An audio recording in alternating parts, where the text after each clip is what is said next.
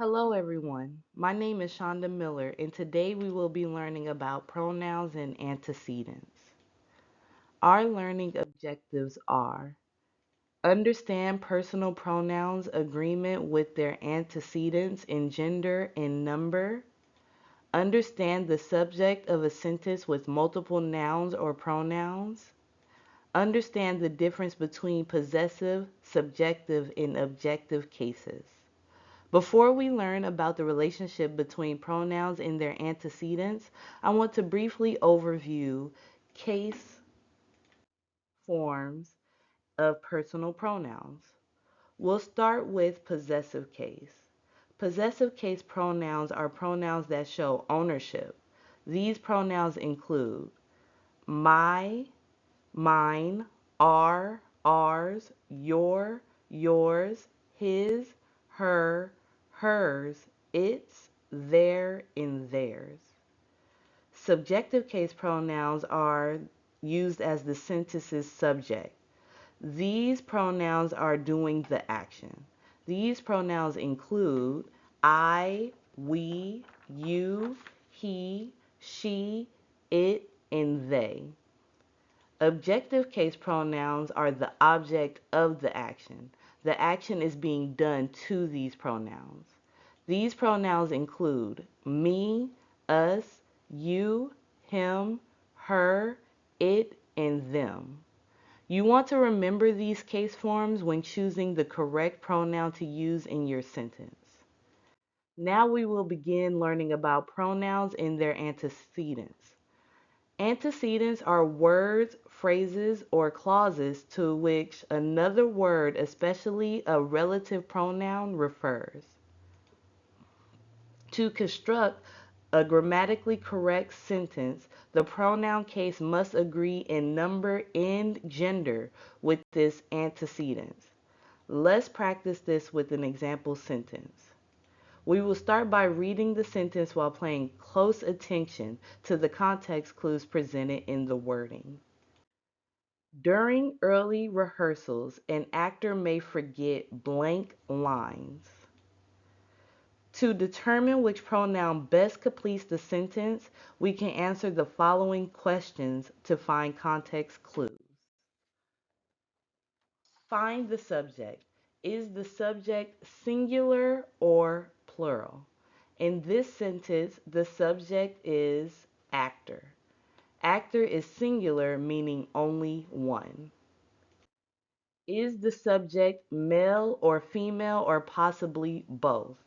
In this case, the subject gender is unknown, meaning the chosen pronoun should not have a precise gender. What is the action of the sentence? Does the action involve possessing an object, doing an action, or having an action done to them?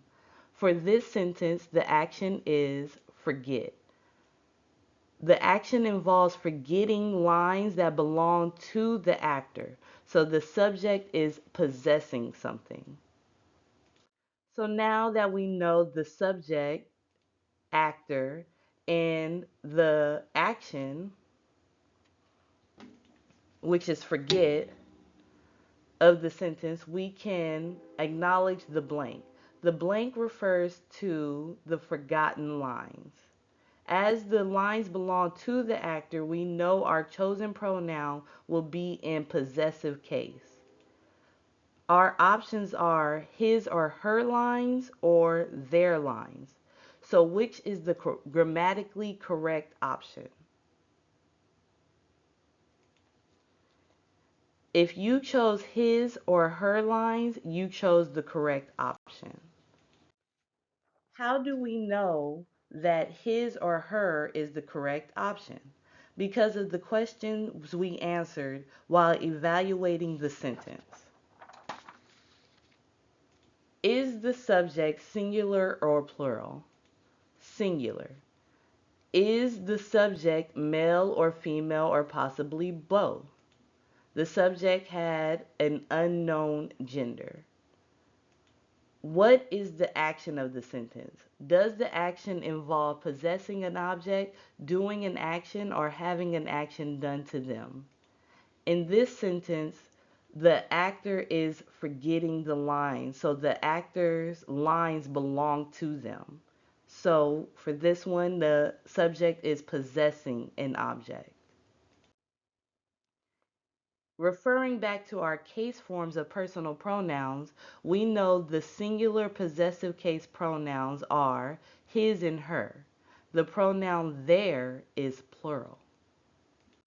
Now let's practice. The committee members put blank signatures on the document. Our options are his or her signatures or their signatures. Again, we are going to start by finding the subject. The subject is members. This time our subject is plural, meaning more than one. Next, we would find the action. Put. Putting what? Signatures that belong to the members. We know the pronoun needs to show possession of the signatures and that the subject is plural. So what is the grammatically correct answer?